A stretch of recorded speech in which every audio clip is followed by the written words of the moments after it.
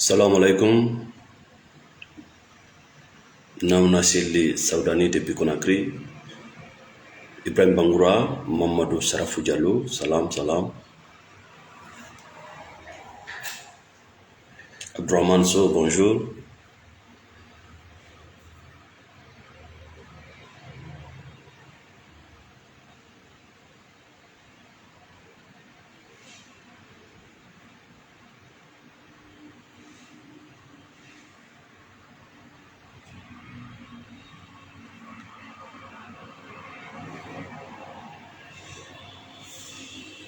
Adama Bilba, Yassine Diallo, merci beaucoup. Meden salmina noko kawondon, merci Chama Salah Diankali, Mamadou Lamine Balde, merci beaucoup, depuis la Côte d'Ivoire. Lentori Allah subhanahu wa ta'ala on yo nevin ko wonde yewde do ko famoro hebo mo ile marikadi sujet kellu do ka bimbiro mo waweten sendo dade ka partage di do fi goto kala e meden yo waw beydade o ya au niveau supérieur dans l'éveil tampinali balejo si wona konko o holi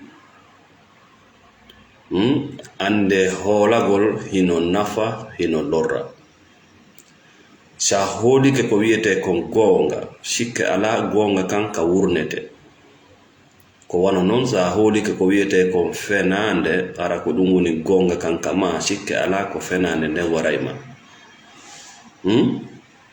la vérité ça nous fait vivre, le mensonge ça nous détruit. Dum wota on lando dum siko non woniri gonga wurnay fenande waray sa jabi dum do sa jabi dum do automatiquement tu vas vivre très bien. Merci beaucoup.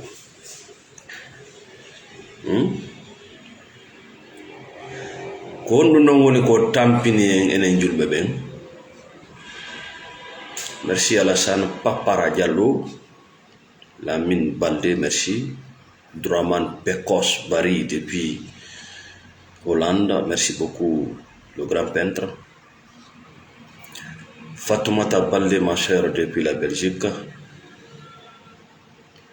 Merci monsieur Bari, Abdourahmane Pekos, Dima Molabe, merci beaucoup. C'est mon vieux père. Merci Malal Favaya. Qu'on nous doit d'une femme de hino tonko wiete cognitive dissonance ko non eno bana adama wonirta e fe hunde nde o holinde, c'est-à-dire non ne o réagirta si tawi goddum confronti d'article konko holi hay si ardi e dalil labudo jon misal do wano atto islam arde islam ar tawi mbile koko wieten do nyanne gordo garda himbe no rewa koydi no ittana sadaka koydi no rewa sanamu, c'est la même famille goto woni annabajo mabbe, c'est le mal, le mensonge. Si Allah wi ka der Qur'ana shaytan il parle du mensonge, la religion du mensonge. Ça en toi ida mari gonga e ma ida mari fenande e ma, il suffit de croire. Sa islam wadi duubi sappo e tati no adduno jonnude yimbe be sabunde lowtugol berde mabbe den ko bayi hari hibe o cognitive dissonance, c'est-à-dire taw hibe des croyances fondamentales hibe hola reji tawdi tutike e mabbe dum wana ko iwata e der lewru ma hitan tawata e kala ko hebibe wona Allah kala ko hebibe wona kambe kala ko hebibe kambe be dabbani dum lawol ara lawol gol non kadi source mum ko fenane dum haday bana adama heba ganda hola gol fenane, haday bana adama heba jawdi, haday bana adama lama gol lamu moƴƴu hola gol fenane, haɗay bana adama heɓugol dewgal newingal wonugol no hooli des croyances de mensonge parce que hay ka jawdi buy no ronki heɓde jawdi hande ko parce que ɓe jaɓali goonga wona noon daragol ɗo tun haala wiyete goonga. La réalité est là. Michel, 1 plus 1 est égal à 2, c'est une vérité. Adnan o fo pet makko ko o chiffre, adnan o fo pet makko ko o mathématique, adnan o fo pet makko ko o formule, cause et effet. C'est ça la vérité.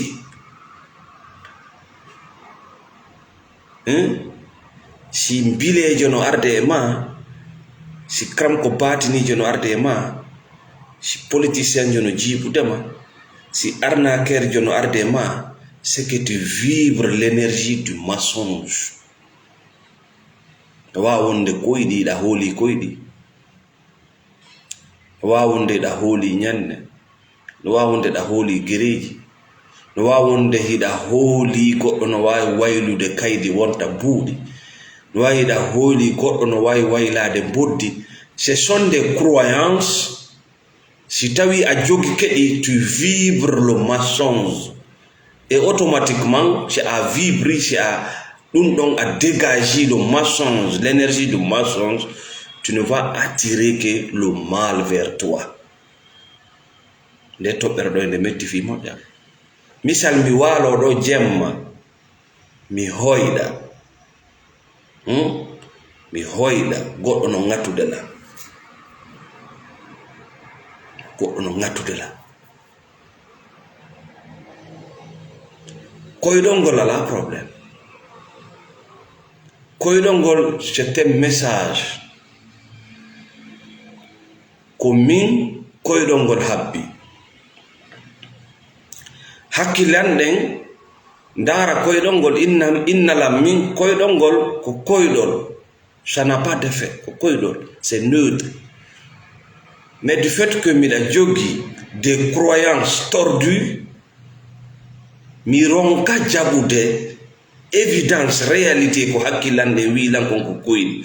Parce que mi hoyɗino ñande go mi maayi, yimɓe naɓudelam ɓe surra, mais mi maaya. Toujours hakkilande kañum reconnaissi koyɗol ngol ko koyɗol, c'est pas de la réalité. Nde wonno ñande go mi hoyɗi bare no jokkila ha no ŋatila, mi fini bimbi hakkilande ndaari ɓandan ɗum yiyali kam mi ŋata, hakkilande addanayla message, c'est pas de la vérité, c'est des fantasmes. Ko ɗum hakkilande wiyatala. Mais croyance needi ndi mi ne'andi darto gonga ka, ɗum ɗon nodda mbilejon e an, ɗum ɗon nodda kram ko batinijo, parce que je vais continuer à relater ça. C'est-à-dire maintenant mi crée conflit entre mon esprit et mon corps. Sa immike ka suuduma bimbi ida yawde ka hurgo, ko esprit ma on yamirma ya yaw ka hurgo waɗa vidange. Sa fokkiti golle, c'est l'esprit qui guide le corps. Mais tuma kay y a plus d'harmonie. Hande kadi hakkille ɗen yetten tun joni l'esprit hakkille ɗen ko yiyota ko kon e ɓandu ma yiyoto ndu siɗi lutodiri, sabu hoolareji fenandeji ɗin ko ɗum ɓenta tu en conflit avec toi-même. Ko nde on tuma nder ma sofata wa yiite, gurdam maɗa jiiɓito, wona arsike bonuji aduna ɗi. A jeyata jawdi ma nde, a jeyata tamma on, a jeyata ɓandu maɗa. Merci Ousmane Bari. Mi anda si tawi ko wona yewtede bimbi ɗo no woodi wonɓe captude message o, etoto Allah subhanahu wa ta'ala captani. Cognitive dissonance ko noone no bana adama hoolorto piiji tawata haysi évidence o réalité on ari yeeso makko o jaɓata, parce que croyance makko on est tellement ancré, créé naymo, c'est-à-dire inconfortable si o fetti gonga kan. Kono ɗum no woni tan woɓɓe no jogi hoolareji ila ko ɓe woni paygu, hiɓe jogi hoolareji ɓoyliɗi tawɗi yaada e gonga, ɗin non hino teddi ka maɓɓe,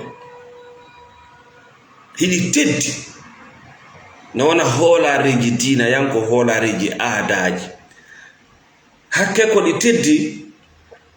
Hay si tawi ɓe addanama dalil, ɓe addanama évidence, hara on dalil ɗon, on évidence ɗon no darti ko ɓe hooli ko, hino fenni konko ɓe hooli, harale hino no ko gonga laaɓi, kono ɓe wawata jaɓude,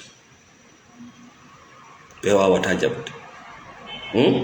Ko hatta ɓe jaɓa ko parce que on évidence, on dalil yaltuɗo ɗon haaɓi hoolare maɓɓe nde, créyi ko wiyete émotion désagréable, ma yaltini e maɓɓe so andeji metteɗi, so andeji sattuɗi. Wako hoolotoɗa joni e fefureji waliyaɓe, wako hoolotoɗa joni e fe bemma e yumma ma, wako hoolotoɗa e fe nelaɗo ma on, wako hoolotoɗa e fe Allah mo wonɗa rewɗo, wako hoolotoɗa e fi bileje ko haalata ma, ñanneje ko haalata, wako sikkata haray ko wonma heɓude kon ko goɗɗo woni e waɗude, wako sikkata boddi ko goɗɗo immini boddi ari ngati kaari o may, koye hoolaroy ko kaari ñaami, kaari lampi, kaari tuyage, c'est croyance tordu. Maintenant évidence on ara terre à terre innama holle kadi an tigri yiya vraiment c'est le mensonge, mais dissonance, comment les cognitive dissonance on jaɓata, les croyances qui sont ancrées, fondamentalisme jaɓata woni no ka nder ƴiye. C'est pour cela le prophète a passé 13 ans à laver les cœurs, 13 ans dans la spiritualité, parce que c'était très difficile. Ko tawɗa soroma bemma yummama hoɗoma ngo fof no hooli, ɗum ka kaƴi yamma woni, ka kaƴi yamma woni.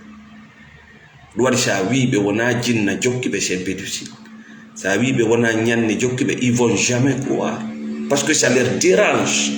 Fewtugol e gonga sa fait mal. Sa wiɓe ko vitamine lanni ka ɓandu maɓɓe, ko ɗum woni ɓe addande ɗin koyɗi,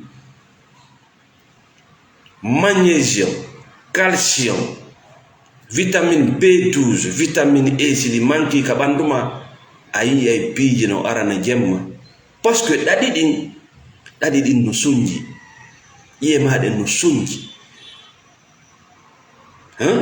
Ɗi rêve ji ɗi yiyata, ça reflète des fois ta santé ou ta vie. Siɗa jokkiɗo joni jeeno, hiɗa tuuni, hiɗa somi, hiɗa yiya hoorema e beppe, hiɗa yiya hoorema hiɗa ɓurti ha laaɓi. Ce sont des messages que tu devais décortiquer, mais malheureusement croyance fondamentalisme vibra ɗum, a vibra e ɗum ɗon tun les sorciers vont te attraper, parce que a woni client maɓɓe. On va continuer. Si tu as une femme, envoie-moi des messages. Ko ɗum ɓe nata cognitive dissonance, c'est-à-dire ko tuma hoolare ma nde confronte réalité o. On émotion ko créata ka ɓandu ma ɗo wiyeteɗo désagréable ko cognitive dissonance, très dangereux. Mo metti ñawde a ɓe men accompagne ɓen fof e cellal, men heɓali ka ɓuri e sattude hewtiɗo. Le décodage humain, c'est très difficile. Parce que nos actes,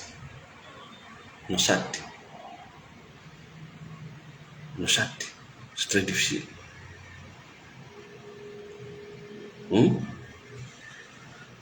Sans gol disque dire goɗɗo watta efface fo watta question, c'est pas facile.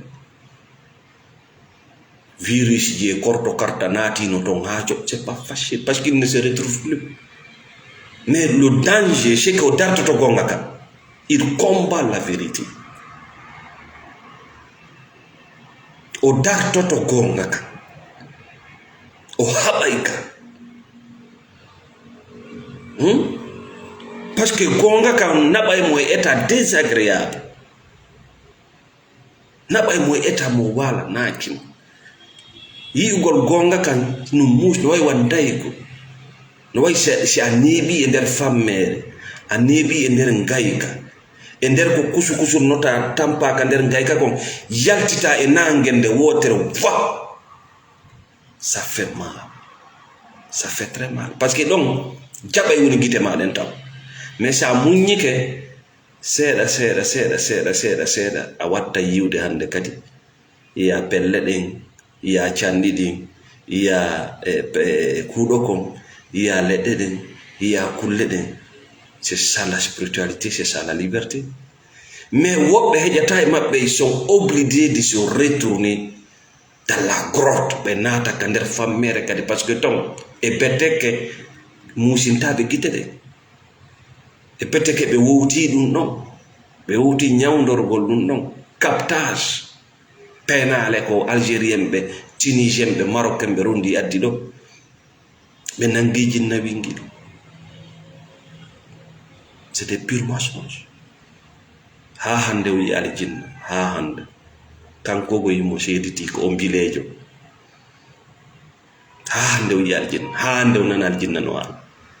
Mais tes croyances fondamentalisme ko ɗum adduma haka makko, ko ɗum adduma haka makko nanɗa mo nangi présentique, ko ɗum adduma haka makko nanɗa mo inda du captage, parce que tu croyais à quoi? À tes rêves. Tes rêves n'ont pas de problème. C'est comme les pensées. Les pensées sont purement neutres. Quand on a dit d'ol, mieux si ari ema, nous avons des pensées négatives. Ça n'a pas de sens. Tu dois penser parce que tu as un cerveau.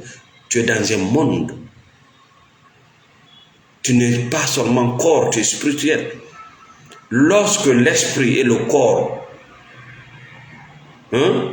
ne s'entendent pas, tu crées des conflits internes qui vont développer toutes sortes de rêves. Et là, automatiquement, parce que tu es une proie qui croit à des mensonges. Et ces mensonges, cette croyance a un prix, tu dois payer. Ça coûte très cher.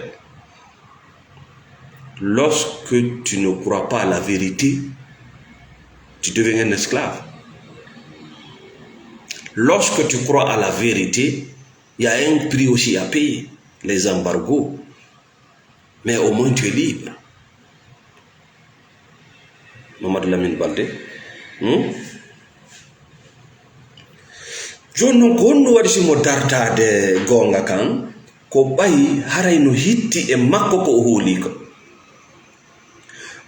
Il nous occupe 90% de gouvernement. Il a passé toute sa vie dans ses croyances. Fala ka perdre. No way wa goddo sa jangi métier pendant 10 ans a gollitri dum parent 40 ans ida hebude mum ida wuri mum. Un matin quelqu'un vient te dire oh do métier wona métier moƴƴuɗo. Oh do métier wona métier no non anda hunde. Mais malheureusement, quand nous avons ko moƴƴa, no way wo no way. Fenande no nde way wo ne way ne moƴƴa. C'est que ko battane on kaani. Terto o métier ɗo, parce que o métier ɗo lannode mum den no kaani. Ko heɓuɗa ton wo, ko heɓuɗa ton ko halaguyi. Aduna ga taw goy.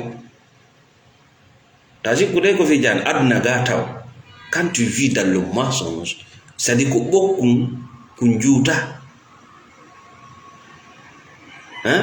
Ko ɗum waɗi ka ɗaɓɓere jawdi heɓayɓe jawdi ɓen ɓe yiɗa raccourci, par ce que raccourci ko fenande. Si goɗɗo pay ko yimmi kadi o heewi jawdi ko succès fenande. Raccourci ala e ɗaɓɓere jawdi. ala ndike mo andi no kafinin, il n'y a pas de vérité dedans. Entrepreneur jo udditi entreprise makko hande 6 mois boum il est millionnaire ko fenande. Mais ko femmum on kaani a créé paradis fenande a yaltinama ɗon. Comment tu vas devenir? C'est dangereux. Le mensonge est très dangereux.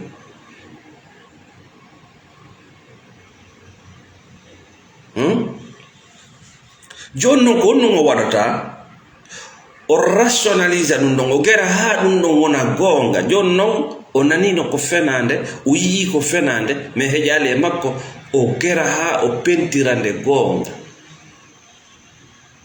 o ɓatto kala wawɗo pentirde ɗum ɗon gonga. Il souffre maintenant, o pottito gonga kam fifi o yetta, par ce que gonga kam wawata heƴude ka aada makko, gonga kam wawata heƴude ka diina makko. Andi gonga ça transforme, on ne peut pas transformer la vérité, mais la vérité nous transforme. Ko transformation o huli, parce que la transformation ko igole oɗo forme ara e forme go, c'est un travaillement, c'est un sacrifice. Le mensonge, c'est la copie, qu'on masque, faire semblant, c'est l'hypocrisie. Ça ne demande pas de travail. Mais la vérité te demande de travailler. Accutu, lundo wana lundo, accutu lundo wana lundo, accutu, c'est ça la transformation. Mais le maçon nandintino, nandintino, c'est facile, nandintino, nandintino, nandintino, hein? Ko wonɗum wonma hoyɗinde ñanne e bare e ñaari ko parce que hawki gurdam maɗa. Tu dois faire un peu de sport, tu dois vivre ta vie a hawki ɗum ɗon, tu dois travailler, hein? Tu dois faire ton plaisir, tu dois sortir, tu dois vivre, arrête d'exister. Yalting émotion ji maɗi, wota suuɗu faaleji maɗi, wota suuɗu moneji maɗi, exprime toi. Tu tombes dans la dépression, manque de vitamines, toutes sortes de rêves, de cauchemars. Mais oui, Ugol, c'est facile. Pas ça te demanderait. Si God oui ma c'est facile. Tu ne te demanderais. Mais a yejjiti wi hoolagol ko ñanne naɓete e ñannejo, naɓete e ñaamoma waɗo captage de jin windo nasi. Il y a quelqu'un, c'est son boulot.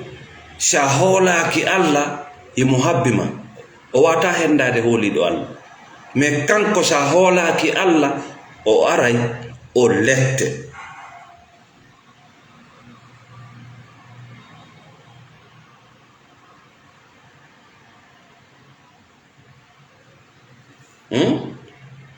An yiɗa sikkude waɗugol travail ma on no satti.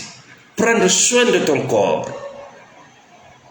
Ñawda ñabbili wonɗi ɗin ka ɓandu ma, suba ko ñamata, ɗaɓɓa ka weltoɗa, waɗa gurdama, wiɗa non tu peux pas. C'est difficile. C'est difficile. Tu préfères vivre dans la pourriture. Dans la pourriture, je dis bien. Dans la merde. Hiɗa haaɗi tum, hiɗa jiiɓi tum. Tu préfères ça. Maintenant, les messages se présentent comme des rêves. Hida jawa pelle, hida iwa e kammu hida ara. Ko jogi dagaje hino jokke. Kulle ko waywo kulle no hoyna dadi e ma. Ça, ce sont des messages qui disent tu vis dans la pourriture. Allah dankade horema. Allah wadde faaleji maɗi. Tu attires quoi? Les mauvaises énergies. Ce qu'on appelle dans la spiritualité les mauvaises énergies. On chasse les mauvaises énergies par des bonnes énergies. C'est ça la guérison. Ala ñamde ko laaɓi mauvaise énergie fuɗɗoɗa ñamde ko laaɓi. Ala hoynde ɗaɗi no faliraɗa non, fuɗɗoɗa hoynde ɗaɗi no faliraɗa non. A wonda e mo hiiɗuɗa, fuɗɗoɗa wondugol e mo hiiɗuɗa. Ala wadde faaleji maɗin dagiɗi ɗin fuɗɗoɗa wadde faaleji maɗin dagiɗi. Ala yaltude ngo kaso ngo wonɗa e mum yalta e makko. Ça c'est la transformation. Tu dis non. Biniri nasi peut résoudre mon problème. Wado captage de jeans peut résoudre mon problème. Doa wenen et baba peut résoudre mon problème. Les gens sont pauvres parce qu'ils ne sont pas capables de résoudre un problème. Les gens sont malades parce qu'ils ne sont pas capables de résoudre un problème. Ils créent un problème à la place d'un autre problème. Ça y jogi do jawdi ko problème société on nyawdi. Société on yettindi jawdi jonni. C'est clair et net.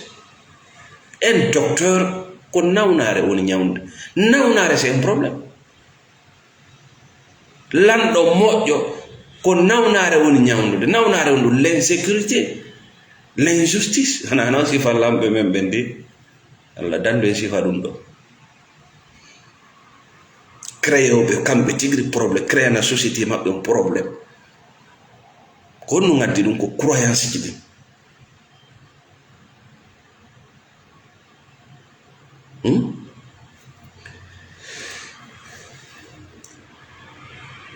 donc aray si tawi ɗay sifa o wala haali contacté nawna Celli thérapie pour un accompagnement e kon ɗum noon tampini en merci Atigou Sall wongele serena partagé mi kon ɗum noon tampini en par ce que dina men kan no yewti en ha laaɓi dina men kan ko wonɗum wi en ko ya janngu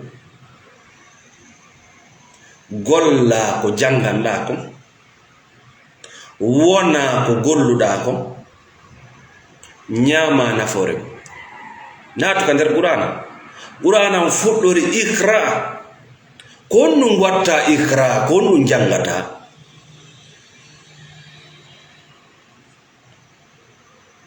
ikra ko honɗum jangata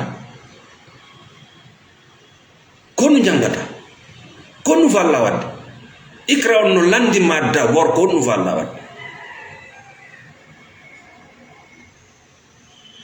ka gurnan dina yanko ikra on no wima ya jangu tawhid ka gurnan aduna yanko umuru dunyawiya gurnan ikra on no wima ya jangu domaine mo falaɗa wurde mum wata memmude wota yahan on domaine a jangal fima kono wodi expert ɓe on domaine actima wona an woni premier kala ko fuɗɗiɗa hande goɗɗo fuɗɗinoke atto nawna Celli fuɗɗade haalde ɗo fi spiritualité goɗɗo haalino atto nawna fi Celli fuɗɗade wadde direct goɗɗo waɗino immo yaha janga e jungo maɓɓe annabi Musa alayhi salatu wassalam Allah winomo immo yaha janga ko ko faalaɗa ɗo e jungo goɗɗo si a waɗi simi yii hunduko ma e mum a jangani fi mum inna azabi la sadid ko ledde mi addana perda jawdi perda tan hutare e déception ji ɓe ƴettanma ihra diniya ɓe acciti ihra duniyawiya ɓe sikki ikra on no hatti tun dini anna non ko duniyawiya fi duniya wal akhira ɓe cowti ɓe akhira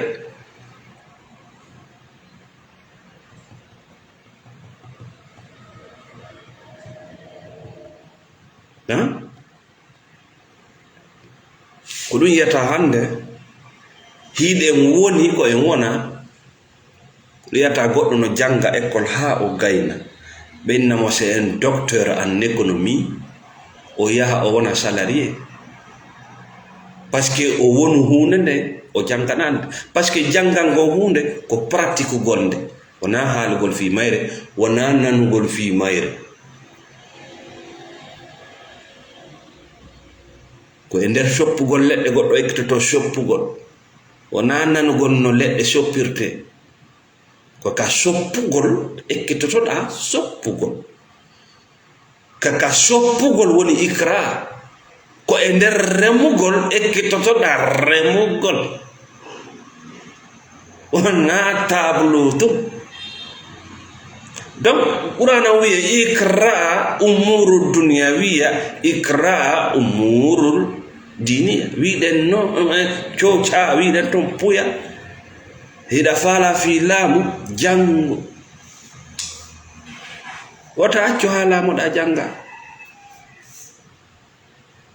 ɓe trompete ida faala fi jawdi hunde metta heɓude ko jangugol fi hunde nde metti heɓude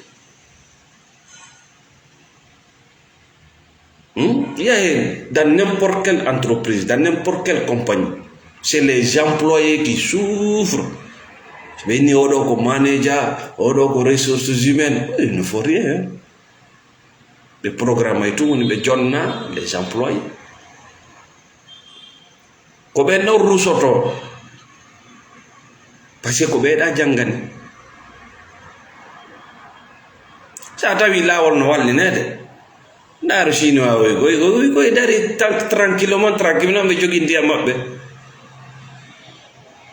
et bien là ce sont les techniciens ben bon telle qualité de fer, bon c'est telle qualité de pierre, de ciment, telle quantité, telle mesure, parce que jangin gollobe ben les journaliers et autres et les hommes de terrain, les hommes de métier papa wobbe koy dum mayata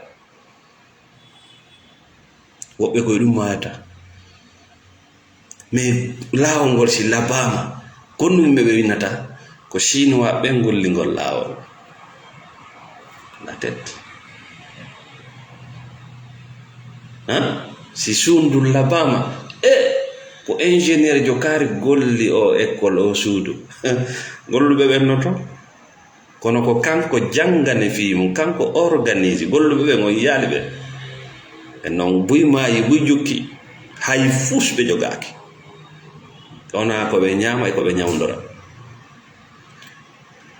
ikra qur'ana wiya ikra goɗɗo arini o duttude tere janga sa gayni nden ɗon janga ɗum ɗa sa gayni nden ɗon janga ɗum ɗa ko ɗum ka goɗɗo yiye wo ko question réponse ko ɗo yiyata goɗɗo no lando fi électricité janguɗo qur'ana hara hunde o janga sona qur'an ɓe landomo fi coura ɓe landomo fi banque économie ɓe landomo fi césarienne ɓe landomo fi politique mais c'est vrai maintenant ɓe jiɓo konno e gurdam ɓe jokki konno ɓe wayiri si ɓe nguma nawni ko kefeero ñawdata si ɓenguma jibine koye jungo kefeero si kuranji ma ɗin kupi komo anda dina arata so darna julirde monde komo anda dina arata konno waɗi ikra umuru dunia wi a wiɗon no leydi kaari wi ceerno kaari wi alaji kaari wi ulama o kaari wi non vous vous trompez goɗɗo andata ko anda sona o jango la science c'est universelle, c'est pour tout le monde sa sikki non ko fi woɓɓe ko a gaynani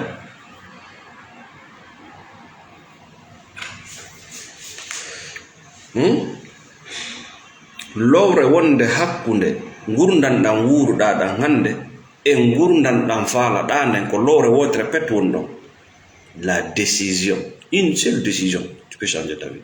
Mais o décision ɗo o wawata yaltude so tawi ɗa jogi ko wiyete kon ko believe des croyances tordues wata gasude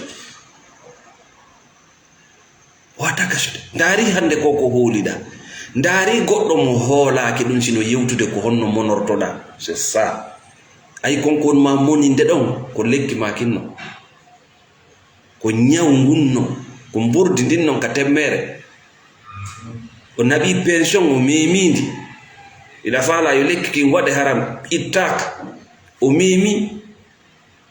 Il suffit juste d'accepter, de se libérer de ces énergies que tu as longtemps acceptées et arrêter de résister. Ta seule souffrance aujourd'hui, c'est la résistance. Ikra jango umuru dunyawi awida jangata ajettisa kumma kun ayehi accuda leɗele ka ma ben kida yawde remana porte ida fala jawde a janganali fim ndaro ko wi gon ka buram siru fil ardi jinde e hore lindi fanjour ndaro kayfa kana aqibatul lazina kafaru ma kazzabu no ardu. C'est ça le tourisme. Allah sino yewtude fi ya yaltu hayloda o halal fi da berjawde o inni ko ya yaltu yiya finoda janga porto ko ɗum no wadde ɓe ara ka mondo ɓe waɗa touriste e nder touriste yagal maɓɓe ngal ɓe yeeɗa mari kange ɓe yiya hiɗa mari ɗum hiɗo mankiri ɗum boum o ari en tant que investisseur voilà hein o ari kama fuuta o tawi hiɗa mari bafonji hiɗa mari kange hiɗa mari piiji ɗin kala jawdi wona ndira ɓeɗe gatna ɗo hindi fuuta ley vous avez tout là-bas o ara en tant que touriste mo jindude mo jogi appareil makko prospecting e makko mo jogi welum makko mo yaka burure himo ɗaɓɓita ɗum mo asa ɗum mo ɗaɓɓita ɗum o nangora bolle ɗum o nangora keko e ɗum o nangora piwo e ɗum so fokkiti o naɓa o yeeya o ƴetta résultat prospective makko on boum ɓe ari en tant que investisseur an ɓay wiyama ko barki barkade juɗa ƴakka yaha turoɗa italien jo remine ha fima bon e aduna jeejaɓe kadi fi kaydi heɓa kaydi inna aljanna natama toga ara ɗo puy pa ɓeɗo ronde dolle ɗa townata awda e maɓɓe hajju awda e maɓɓe naɓugol woɓɓe awda e maɓɓe e pikugol woɓɓe ɓe janda immoɗa yaha a woni lampe gerto yoɓowi facture wi kadi goɗɗum artat goɗɗum ronka artude lanni wurani honno hewtini noon cognitive dissonance par ce que sa wiɗo aventurejo a acci jawdi ndin kama a yehi ça rentre pas o wi'anoma yaltu ɗaɓɓa sa innimo a acci jawdi ndin kama a yehi ça rentre pas artu laginet ça rentre pas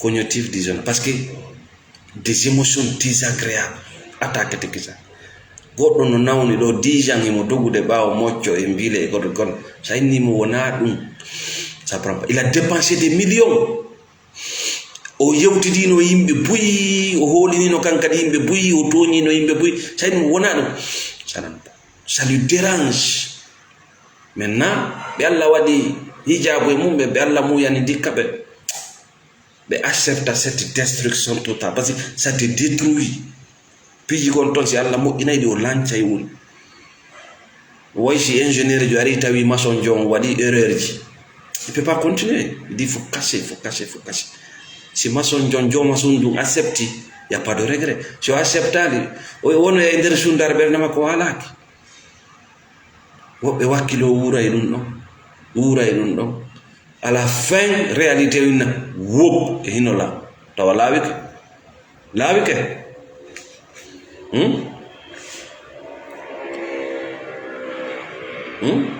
cognitive belief joni misal ƴette misal boddino ka nder suudu ma an anda ndingati e ɓengu ma ndingati tanirawo ma ɓengu ma maayi tanirawo maayi ko boddi won ɗon ka c'est très simple on yii ko ngattanden nden ko boddi laaɓi ko boddi cognitive belief si tawi a hoolika ko boddi on rewa e rewete ɗin fof warondi si on warande on wonata ɗo onon tigiri ɗaɓɓitatan par ce que ɗa hooli ko boddi simple mais sa hoolike boddi ɗin ko imminandi tino fou rien a jooɗoto ɗon nodda mbilejo ma nodda gollowo ɗen golle o ara ɓenne no ara ɓe addora e bolle si ɓe ari ɓe yi ndiyam boddi ɗulle wela yiwde bolle gon ton ko gayɗe jasata nokkugo ara suppito ka suudu ma si boddi ngati goɗɗo e nder suudu ko ɓuri hewde konko piiji ɗiɗi ko soit ko boddi woofindi ma ko boddi ɓittindi halan gayka mayri on sorti mayri on uddama ma goɗɗum joɗɗinama ɗon ndi a yiyali lawol sorti kandi falete yaltirde ton yimɓe no heewi ton ndi woni boddi ɓittindi ndi ngata ma boddi ndi woofi ka nder suudu ma anda ndi ngata. Donc ça andi ko boddi ya des produits très simples so ngari on pompi nder ton ndi dogay ndi yalta warondo. Parce que là, believe me, on selli, mais si holare manden c'est tordu, ko goddo immeninde, ko nyanne, ko be contacta, parce qu'il a vibré des énergies négatives. Donc tu peux contacter celui qui est négatif, il va venir. On non no ara ko bure hewde ko waddora e bodde. Si wari o yindi alhamdulillah, si ndi ayaka o wata don be o hollam bodde. Parce que lui, il aura son argent. Ça va lui donner aussi beaucoup de clients. Johnny non din non no way ware. Ndi hara no nderto. De wonno ko cognitive c'est-à-dire ko believe que c'est des croyances tordues jogida yilti to da walo da do nga holi ke boddi warama. Kono salla wadugol le travaillement a transférer responsabilité mon et croyance tordue. Maintenant yilti to don walto don di wara nene ma kadi ma ndi wara an tigri parce que indi to Allah dandu en holare fenade. Si goddum hulbinima il faut affronter toi-même. Palino nanguma hida moccade a dadade, microbe no ka ngandima hida moccade a dadade. Urana cippinaka fiyo goddo moccego, ça je vous dis la vérité. Urana ko fi hundum o cippinira ko si ko mi ala non ikra ko fi en jang ko fi en gollitir. Urana je précise o cippinaka fiyo goddo mocciremo goy nokku windake ko urana ya mocco na dum objectif urana ko cippinira ko fiyo waajore bembe waaju ngun hewtano bembe mama be men henda no ki ngun waaju ko fiyo ittu yimbe e niwre wadda be kantay ko yaltina be kander grotte o yaltina be kander ngayk mais malheureusement ko on qur'ana wana jettede hande ombire bafal grotton ombire ngayka kan fita yalto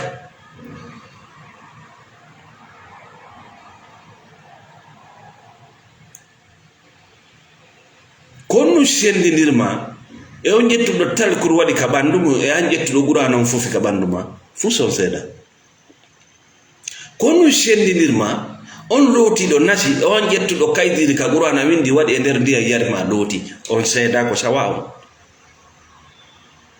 no way wa bande e police to makala bandi ben andi système de vol mabbe on découvrama be change code be jawa kadi be beyde no way wa politicien lagine to makala be fami on fami ko be wuybe be change kadi be ara forme go kadi mais c'est la même personne.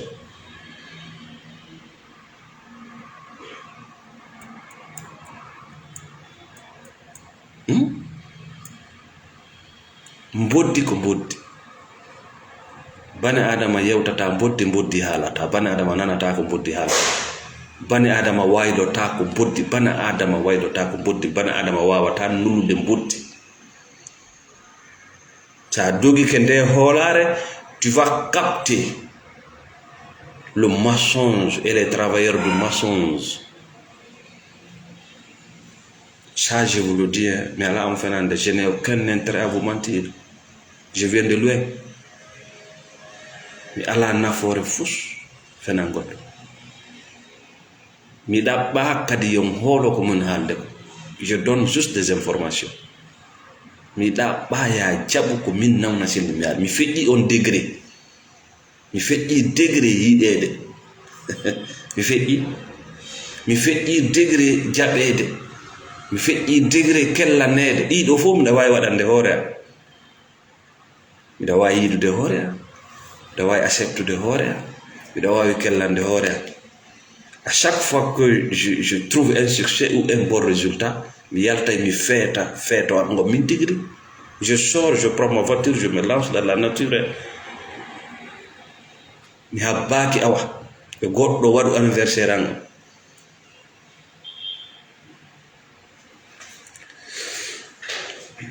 Donc merci Thierno Jafar partager météo le cœur et jetta do no wowir non aya qur'ana goto shakkitore ngon non kon wodo aya qur'ana wi innamal mu'minuna ande no gomdimbe be allazina ko ben iza zukira allah sifi allah jantama sifi allah halama wajilat qulubuhum berde mabbe den jabay de data de neo wa iza tuliyat alaihim ayatuhu sitawi jangama e dow mabbe ayaje allah den qur'ana ma ayaje kawakeji aduna on no wonir non yewtama fi mabbe dari ko allah tagi dum foko aya dari kamungo ala pili foko ayaje dari banduma no dari ngi machine wi dari ka allah place hundu ko kon don dari kinangal woni dow don c'est-à-dire nde addirda ñamete on wata o naatu ka nder hunduko kinangal wada inspection bio laboratoire de test o pooda o anda si tawi no yaade banno gite den wada golle den inspection ko usine ko non créira ñiije den dari ñiije den jakka ha data ota sonju furkurndo ça c'est l'intelligence qui fait ça, c'est Dieu qui fait ça, c'est ko hikma dari si hunduko kon addano ka duburi haray no gollaki hara hunduko kon e duburi on ko nokko ngotu woni dari distance wada don dari bannindiradi di ka sobe de yaltirta don din don didi di bannindira hikma dari koy pedaloy ko fi hon dum koy pedaloy ça c'est pas du hasard koy pedaloy c'est pas du hasard ko clé ko matériel jonnada do ko ala koy pedado a ngañoray ay a wada piji buy koy pedado a defanda horema a asay di machine ji di yata kala machine mo yata do bil des corto carta fo ko jungo jetta wono non ko won be jangude fi umuru dunyawi na won be jangude fi diniya de wondo jangude fi diniya tata fayda nanta mo hala sona wura e maya gaburu dette gaburu jahannam o fokkitaka andi do allah sifani kama komboni gomninno o innamal mu'minina ande do gomnimbe ben kanyum ko allazina ko ben iza zukira allah sifi allah halama berde mabbe ne jabe de data e ko no wawde ngande believe holare fenande jabata dum si tawi hida hooli penade si fi allah halama jabata kono non ando hunde wotere mo hibbanali gerto hibbana gelle mo jabali remude ka jayru nelado aremay ka firawna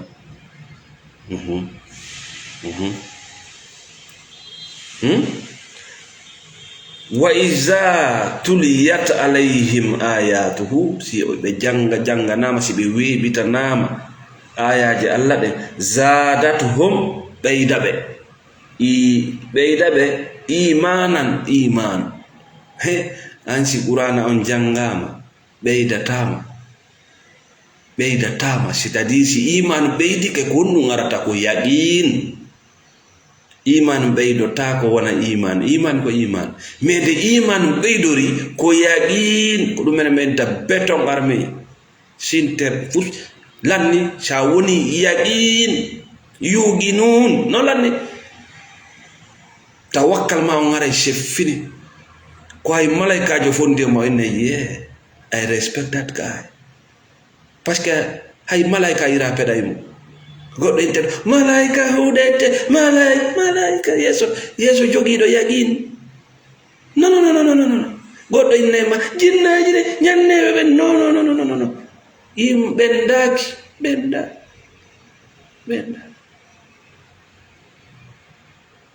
bendal merci bari Abdul Hamid no moccio tu no gajetali duane men jettali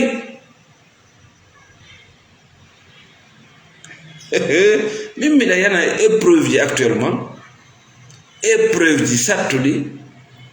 Wallahi torogol Allah yo yaltu e majji, c'est très important, mais kene mi tawa miɗa hersi torogol Allah ko miɗa faala yo mi saye ɗon seeɗa mi fiino, miɗa faala testude machine wi makko ngi o frappé hangi, je vais voir, je vais affronter.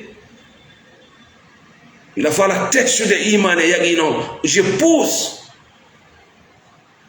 Si may bo iza tuliyat alayhim ayatu, si jangama e dow maɓɓe ayaja makko ɗen homɓe gomɗinɓe ɓen, zadatuhum imanan, ɓeyda ɓe imana. Si inni zadatuhum, si iman ɓeyda mawre iman ko on ɗum ko yaqin, wona ya hattuɗo ko yaqin. Sa heɓi yaqin, subhanallah, si haalowo fi ñande yiima o falte wirude, allez-y mettre mes vidéos devant quelqu'un qui travaille comme ça, il va fuir. Ya watta vidéo ji andin yeso karam ko batinijo o yaltay ka galle, wattu yeso capteur de jin o dogay. C'est pas un secret, on a un secret fous mi jogi, je parce que ko Allah wi ko mi sikkitaki. Envoie ton malade, il va me voir face à face. Ça y est, parce que confiance en soi, estime de soi, ma communion, mochi ala iman. Nafi nunguran abdira. Loto nasi iman Allah. Talkru iman Allah. Ngatila ampedi kala iman Allah. Ruwa di jagurana on jangete tum sofa nyada. Sonka, c'est la vérité qui te dérange. Et ça va te brûler. Parce que tôt ou tard, il faut gonga. Maïdenden ko gonga. Maïdenden, c'est la vérité. Tôt ou tard, ça va t'attraper. Tawalawi ke. Jonno si iman on beydi ke woni yaqin wa ala rabbihim yatawakkalun. Lanni termine wa ala rabbihim ko e jewɗoɓe hande kadi ɓe wolorta ko nun yesto. Sa hewtiɗo bappa tu vas respirer, sadi henndu fofotando e henndu ndu luttuɓe ɓen fofota na goto. Si ko 1000 francs heɓuɗa, pour toi c'est des milliards. Hara heɓu 1000 francs, hara yanno wa milliard. Aha sotako goɗɗo, tina pas le temps andi ko habboragol o hasidankaku yaltata mum. Wa ala rabbim yatawakkalun, ça c'est la fin du jeu. Ngatila ngatali nyanne addi mboddi ngati nene ngati ɓiɗɗo waylike waylaki lampi lampaki. Tu attires les mauvaises énergies qui finiront par te détruire mentalement, économiquement, socialement. Ko ɓuri hulɓinade Afrique ɗo tawa hay wiyaɓe ko lamɓe no e nder bara no yurmi jonno sifa ɗum si laamike yimɓe.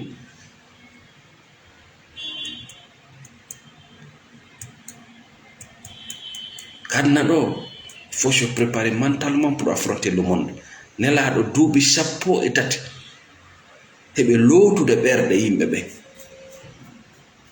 fiyo ɓe hewtu o darja ɗo,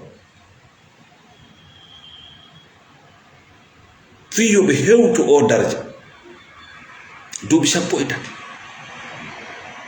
Annabi Nuhu alayhi salatu wassalam duuɓi 950 ɓe luubaɗe ɓe haalde fi tawhide ko fiyo yimɓe ɓe hewtu ɗo.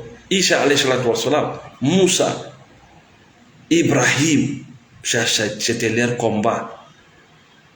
Que l'homme se débarrasse de toutes sortes de divinités. Jogito Allah pète. Ça jogiti gas, mais c'est suffisant. Ça n'a unique wada. Et ça n'a unique double jeli d'asil, ça n'a unique wada. Ça a unique wada. Hein? Na wada. Ça fait partie de la vie. Ça a perdu ko wada. C'est à maï ko wada. Kotana. Il faut accepter. si a tappi danka kan adna ɗo bana adama tappay danka kan sadi a yaya rak botto si a taƴaki tappa danka kan kadi ƴawa sa taƴi ke luttano sa lutti ɗon a lutti kus. Ne désespérez pas, a fini bimbi ɓe innima golle manen boni hiɗa dogude hiɗa ɗaɓɓude golle. Ne désespère pas, mais ko on menen mi innayma si tawno noon golle alano ƴettoɓe golle ala il faut réfléchir à ça. Hara ƴettoɓe golle alano qu'est ce que tu allais faire? Voilà, déconnecté nga imminay ngani ma a gollanay hoorema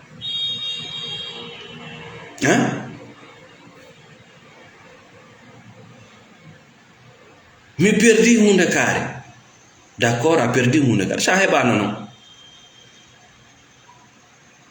mi jiti sa heɓano a haalay no fi perdi hin sa mayino e mum noon a haalay no fiiɗa perdi goɗɗum. Donc sa jogi ke yaqin fasbir a muñoto e dow ñawoje Allah ɗe, fasbir ala ma asabaka muño e dow kala ko heɓma waɗuɗoma no andi ko waɗiran ma. Allah no andi kala ko o wallini mo andi ko wallirani kum. Il suffit juste d'y croire. Mais on veut tout calculer, enen ko tout calculer. Si arali ka calcul men nga won ɗon arale ɗon ko ɗon duwaɗa wonde par ce que ko ɗum ɗon gollanɗa. Change la formule, mi changeata accutu ferenga mi accitata kono naatma ka nder awto a faala ka yawde cippo ka nder awto wa kono naata ka nder to jogoɗa ferenga poussé ngal iɗa jogui ferenga yoɓe puusu na wona noon kanko wonɓe puusude ɓe.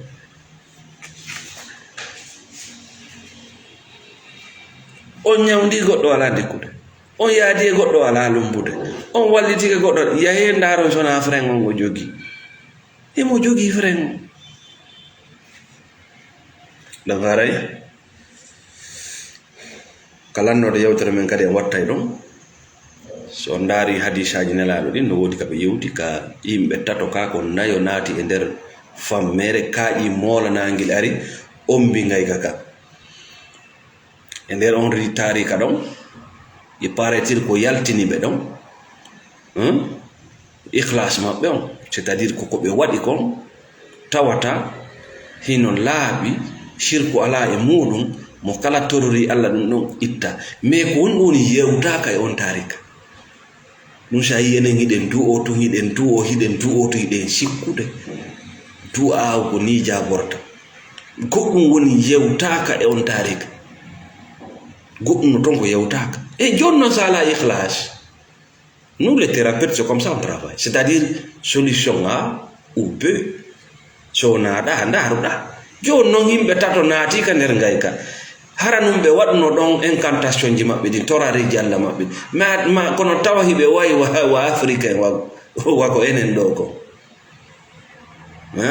hara ikhlas Allah hara golleji men ɗin ko kabayraji tu jokkuɗen e nafiɗan kako e ko nanditi excusez-moi pour le terme. Joni noon tawi ko yimɓe sirkoɓe wonno ɗon tawata si ɓe hajjinayi ko inde ɗaɓɓete si ɓe ittay sadaka ko inde ɗaɓɓete andi ikhlas ala to si ɓe inni ɗon Allah ittan men nde ɗo hayre sabu ko men hajjini yumma men e benga men Allah inna ko a naafigi ko inde wonnoɗa ɗaɓɓude mo wonɗa naɓude on kadi o naafi Allah wonno yarde koyo artu tawe e yawɓe.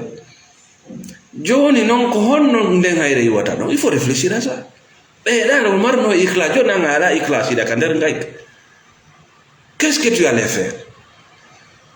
Tu allais sortir, mais comment? En utilisant ton corps et ton service.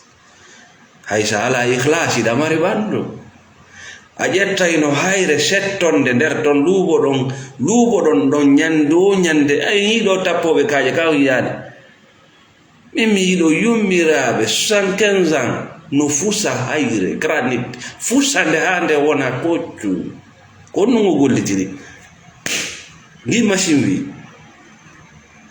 ko no hanno ɓe yewta en ɗum parce que ɓe faala ya luttu e du'agol probléme on an ala ikhlas tay goɗɗo wiiɗa nawni a takkay goɗɗum, si goɗɗo maayi a takkay goɗɗum, si goɗɗo neeɓi Europe a takkay goɗɗum, ko ɗum shirku e bete ko gollir man power. Si tawno ɓen non ala ikhlas andi luttuɓe ɓen ko ɗum haalana. Les Arabes Émirats, les Juifs, kala arabujo mo yiɗa hande leyɗele maɓɓe nas ko on secret ɓe haalana. E joni an ko a bugotoɗo tuuba ala ka kawte ala iman, ko a wujjo ko arnaqueur. Joni non an a woni ka nder grotte, qu'est ce que tu vas faire? Awa du'aw ma jaɓota. Yo Allah lammi kala moƴere gongongo ɗum no jaabo. Iɗa andi ga no ñoli ene fait le travail ma ko laamu fa Allah yaha ɓeti didi gongongo, ça marche pas.